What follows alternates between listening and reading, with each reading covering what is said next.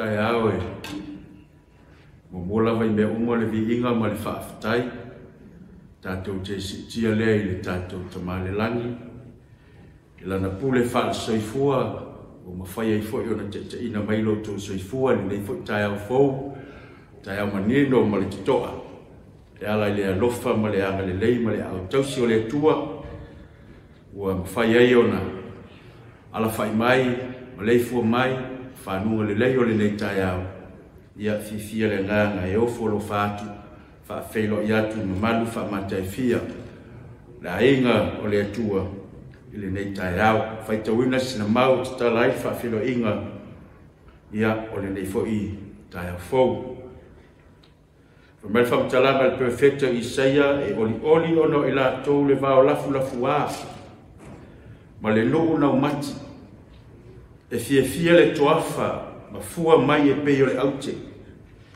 e fua tele mai lava ia e fia fo i ma le fia tele ma le alanga e avatu ai le la le panona ma le matango fio caramelo ma salona la to te vava ai le pupula iova o le matango fie o le tātou tua.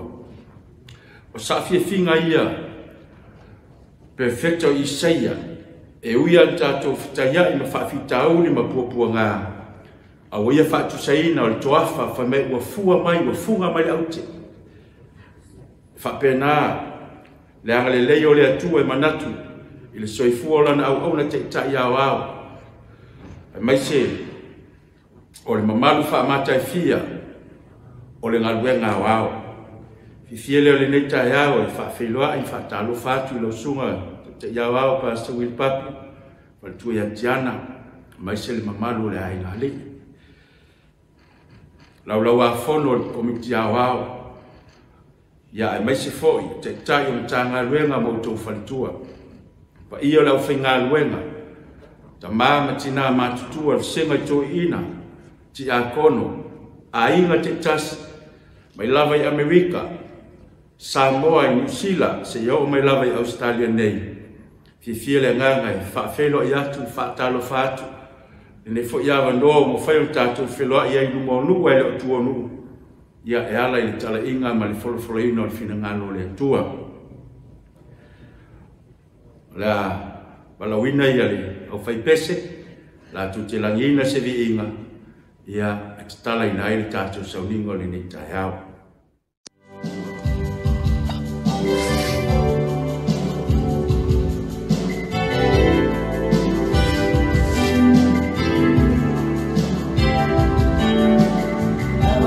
Oh,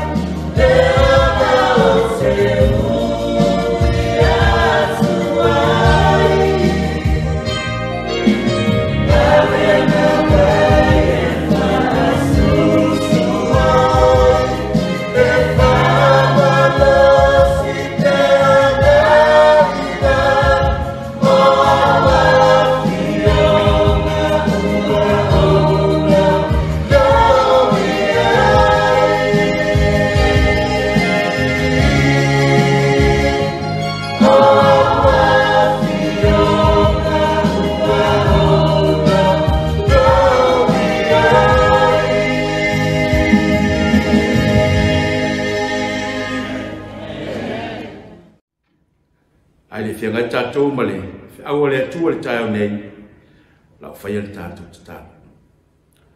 Lo mātou ta mai o i le langi, o le vi inga o le whaamanu, e au lava ia i mātou o na mātou si e la o fio. I lo walofa malua le leisa e te tai mai ai le soifua lo o na te tai. Mai se, o lau au whai ngā luenga i tu e whao lau ngā luenga i so se i tū. Lau au whai ngā luenga i te tai i tā ngā luenga. Ai mai se o ta māma tina mātutua, le loa loa lau e kālesia. Whaatai le ia le nei tai ao, la mātou whalongolongo i sau e fionga. Le atu le ia lau o na vai i whātau wā. Fiu mai a ngā ngasai e te whamatala loto, lo fina ngalo.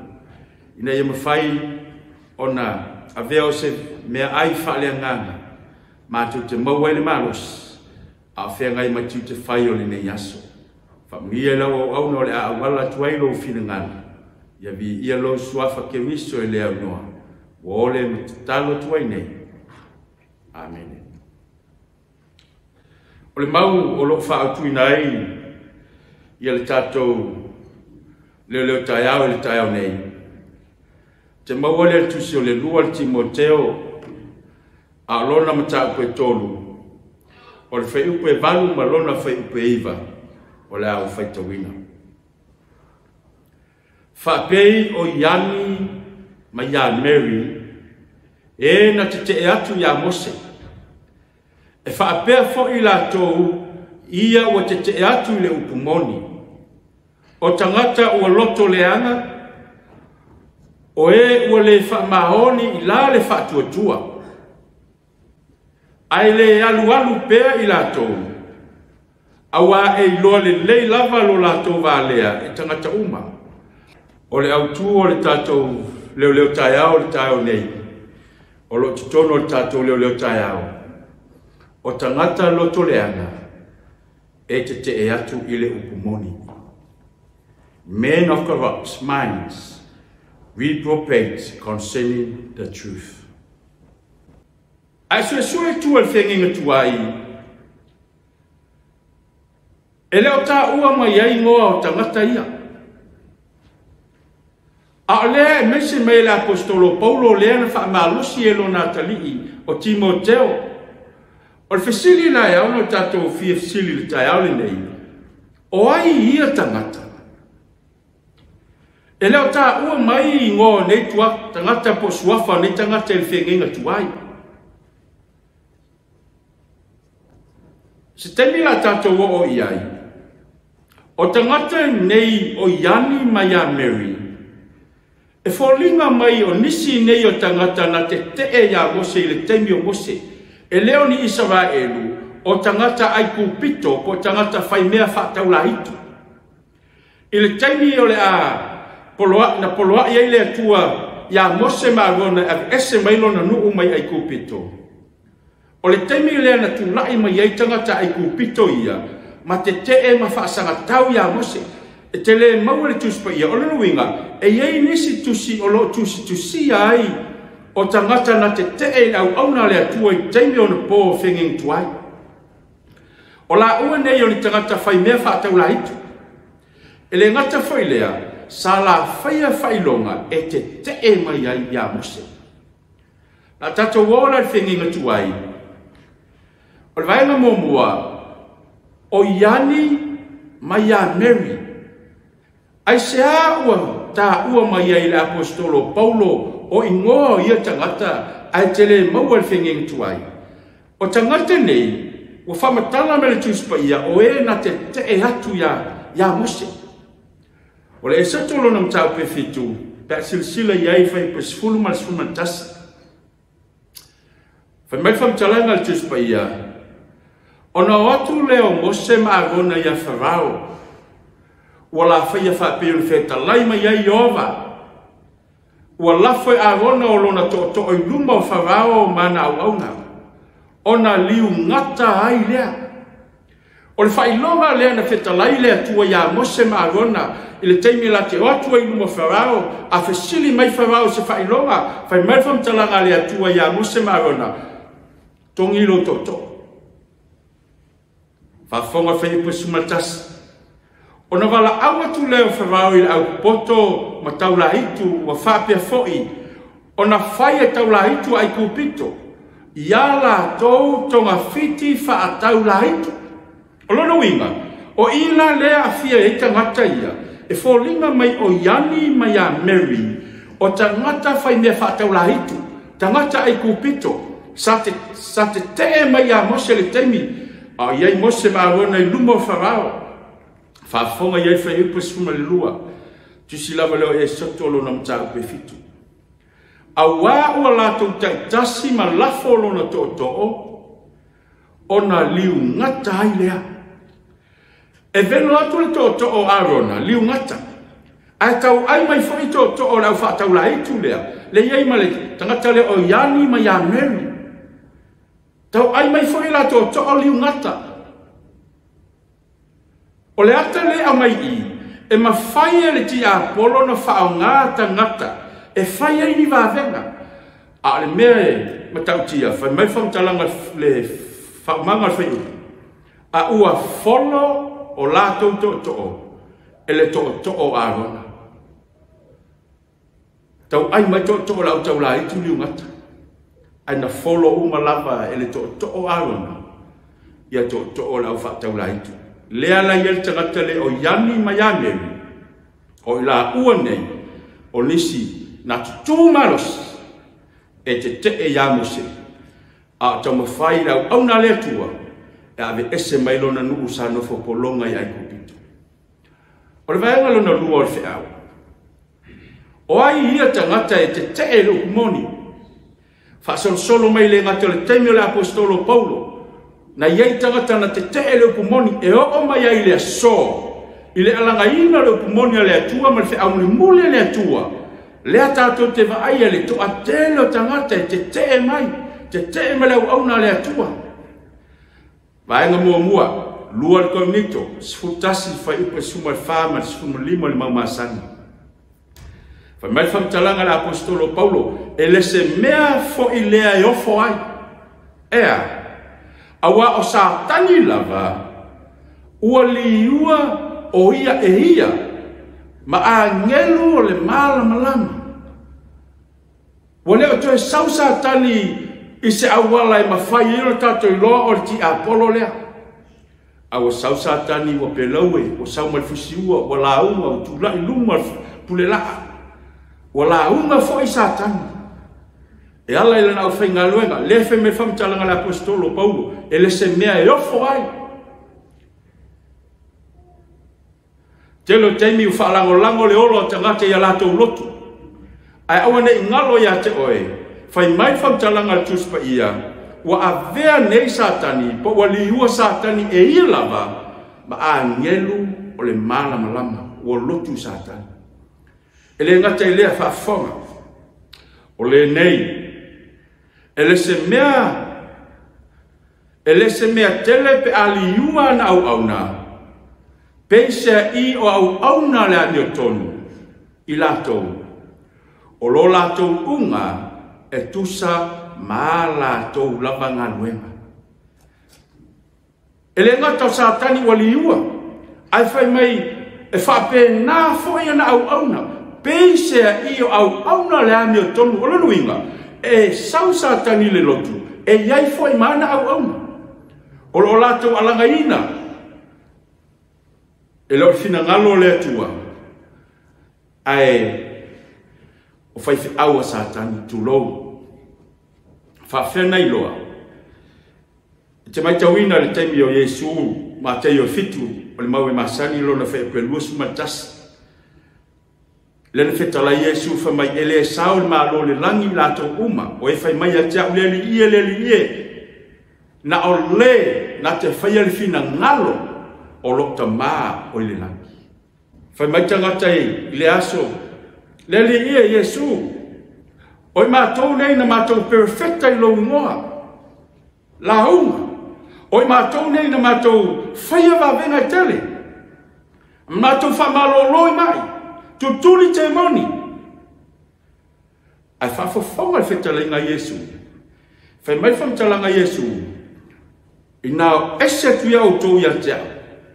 O te lei loa lava o tau. O tau o e whaia mio leanga.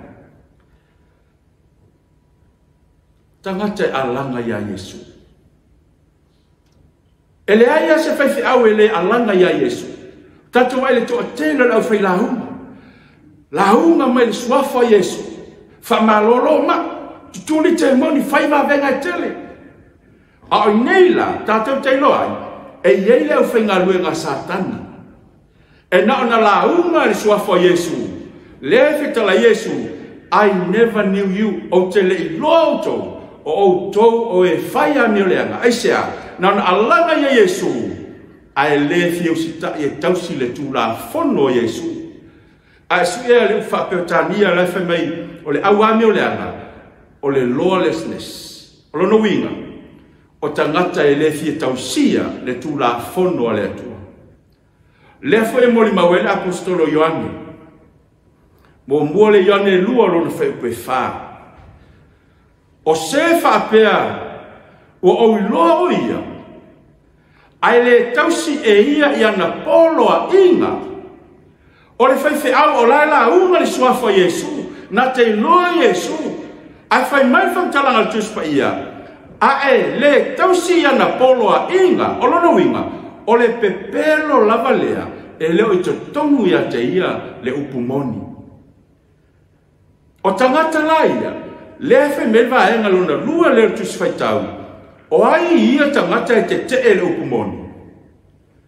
Mua o Satani maana au au. Po whaife au. Au whai launga. Lato te launga le suafa o le atua. Alanga le li. Ai lefe au sita e tausi le tu la fono le atua. E pauale la to fi au le ave ma le maula e ave. Ua le au la tu la fono le atua. Polo inga e wha. E loa ai lo matau i le atua. Le anga o le polo inga e wha. O le maatu li manu. O le foa ngā le atua foa.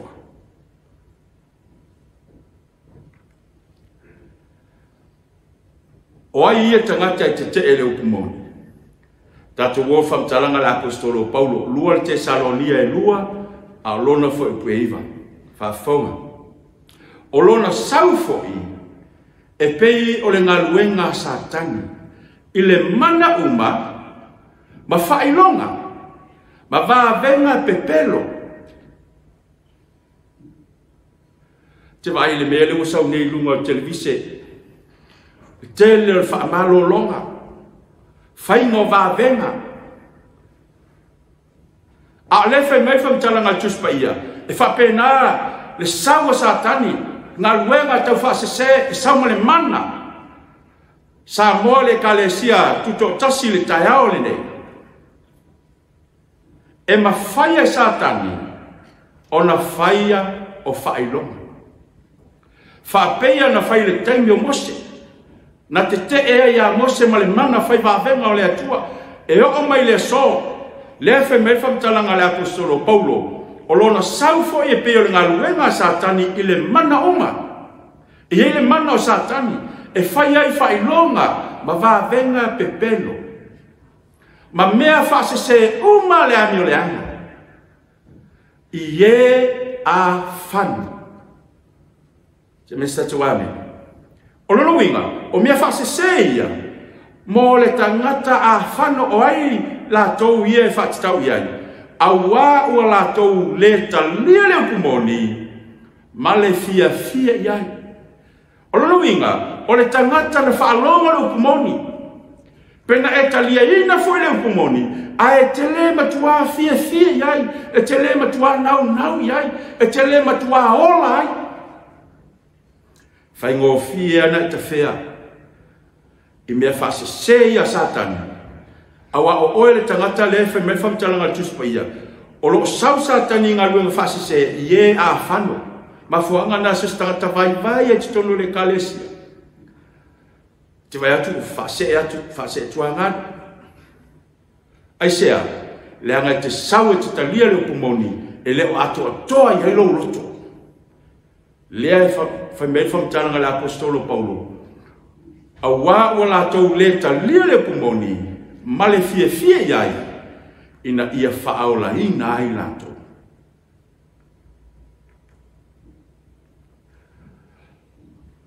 O ai e tangata e te le pumoni, e le ngata o satani, au ana. O e fai longa i le mana o satani, fai vavenga pepelo, fa se seo, umale au amio leanga, i e a whano. Wala tau le talia le pumoni ma le fia ia. Tangata lai. Te vai e alu alua ke e awa alu whaatula na lotu. Ai sea, e te mai ai. E le ngata i le te whaalongo nisi whai launga. So se taimi e alanga i whi muli le atua. E te whaalongo foi. Wa matau na whai misiona i se ka lesia. Wale fai le misiona ina ia ave e fai muli le atua. Ai te whaalongo. Sau le launga le si fai au. E le se au, o le au nei au mai, fai mai. E whaasanga tau ai, i le ave ina le au. Ma le fai launga o lai ave le au. Au le ave ina le au. Ia ola tangata. Tangata e te e le upumoni. Lona tonu. Fai mai whaptalanga al tuspa ia o tangata loto leanga. E te e atu le upumoni. La tatu fa solo. Vai mua pui a. O lea e au mai le apostolo Paulo i nei. I le tusi le ole mua le Timoteo. A lona matau pue ono. Sisila ia i le fue e kue lima. Fai mai o fina uva lenga. O tangata loto leanga. So sifia, o le mena le tupu. So se taimi e ave e fe au le atua, ma tau atu le upumoni e ola e tangata, e te le ola e laulotu, o nao Yesu ke viso le upumoni, o le afionga pa ia le atua le upumoni, o tu la fono e se fulu le atua, o le memoni, e a kensi e tangata. O na o nole le mele o le finau valenga o tangata loto leanga. Ma fuanga na te whaalongo i isi tangata. Wale avel fe au. Ai pe fōlinga e whaasanga tau mai. E le ngata e whaasanga tau le alanga ino le fe au. E whaasanga tau le sāpati. E whaasanga tau le upumoni. O e wa te ama le upumoni. Whaafonga le sime taua le. O e manatu. O le mea e mauai o loa. O le ami o tua lea. Tangata foi le fe me fam talanga la apostolo Paulo o saule pumoni ai le ato toalo na fie iai. Te iau vai atu alu fatu maisiana au lotu. Fatu maisiana pisinisi. Wale fatu la na au lotu faola ai tangata. Ai fatu la na au lotu e te e mai ai le upumoni ma le fe au le atua le alangaina. Fai mai o e ua manatu. O le mea e mau ai o loa, o le ai mio atua. Alu loa whaatula na lotu. Na lua tu inea to ina e, lua masina te whalonga tu whaife au. Pei o le ata fu le masani whamtala le tatu te tai. O le teimia sauanga. Na lua tu le si tu le nufo afi. Uma sauanga dark ages. A ea mai, wapasa. E fa penale to te leo isi tangata. Ua manatu. O le mea e mauaile o loa o le ami o tua.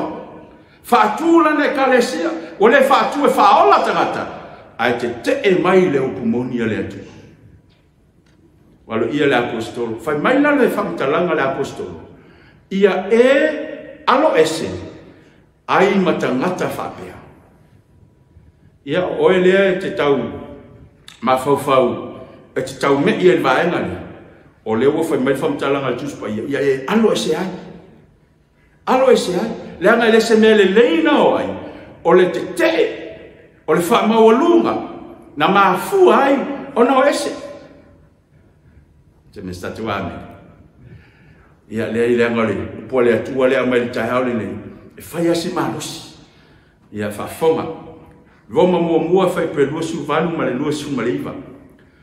o ai tangata loto leanga ia te ele upumoni fa fonga fa talanga la apostolo wala tole loto fo ia ta ofi ile mata upu ale atua olono winga o tangata na sawa aile ta ofi le mata upu ale atua le upumoni leanga fa lango ia lo wola e fa lango lo wola ile upumoni a Yesu Kristo awaile maliu se lotu se vangana Yesu Kristo na maliu mo oima ina ia ta maua le ola tanga afa me ola touia ele loto fa mai wala to le loto fo ia ta ofi le mata upu ale atua olea ua tuuina tuai ila tou ele atua ile loto leanga le ia se senga ma le temi farao te mai tauina le temi le tala temi o Mose na fama aina ele atua le loto farao o le fama ale na le atua na ma le loto farao ai fai ele atua o vavenga fai ai mala ina ia mafai ona i loe e farao ma ai kupito e iai le atua soifua lea sa tu la ia Mose marona e tau mafai a mai le nuo le atua le temi sa nofo polonga ai kupito o lea ua tuina tuai la tau ele atua i le loto leanga la tau te fai me leanga e tusa o loo tu tumu i la tau ia mio leanga umalava e mamafa upo le apostolo Paulo leanga o le unga le o le tangata te ele upumoni fa mai wa tu tumu o la tau ia mio leanga umalava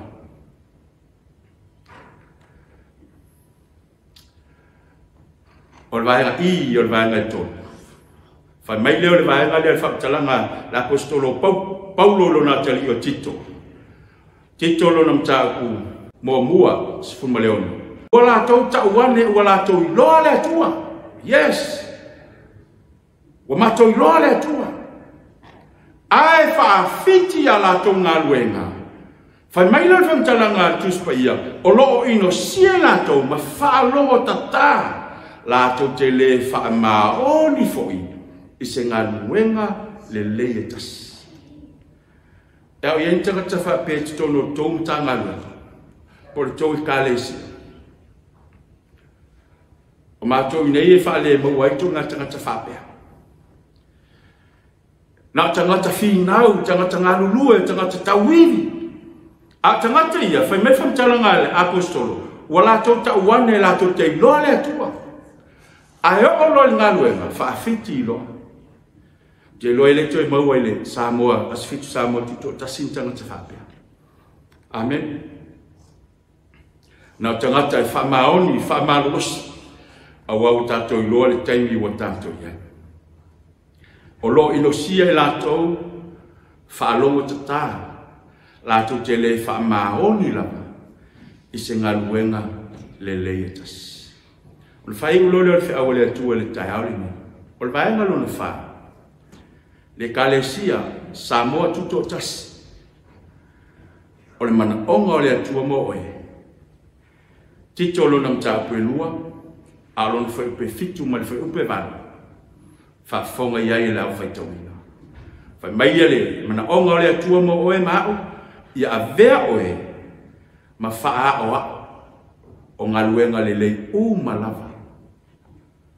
Be an example in your church, in your family, in your community.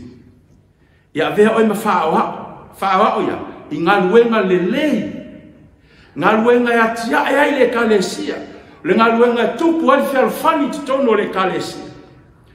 Ia e awao i le mata upu, ma le wha maoni, ma le wha atu e ina, se me statu ami, ma le upu e ola, e le mata ule angahina, ina ia wha mahina ai, o le te mai, so le ponti le no una e mai.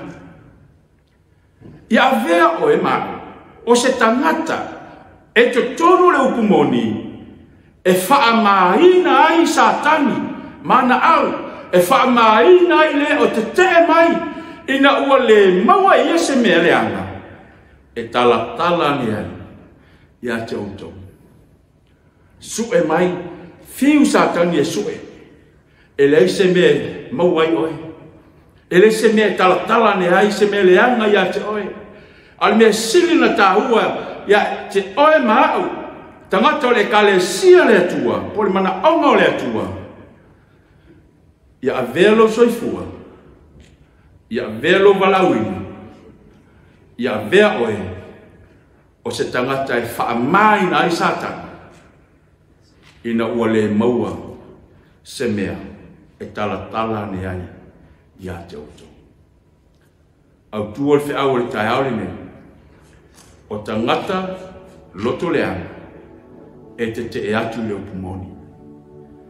O tangata loto leanga e te e atu le upumoni.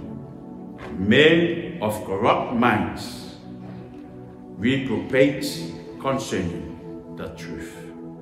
Fa mia telele atua le taia la fel tatu tala.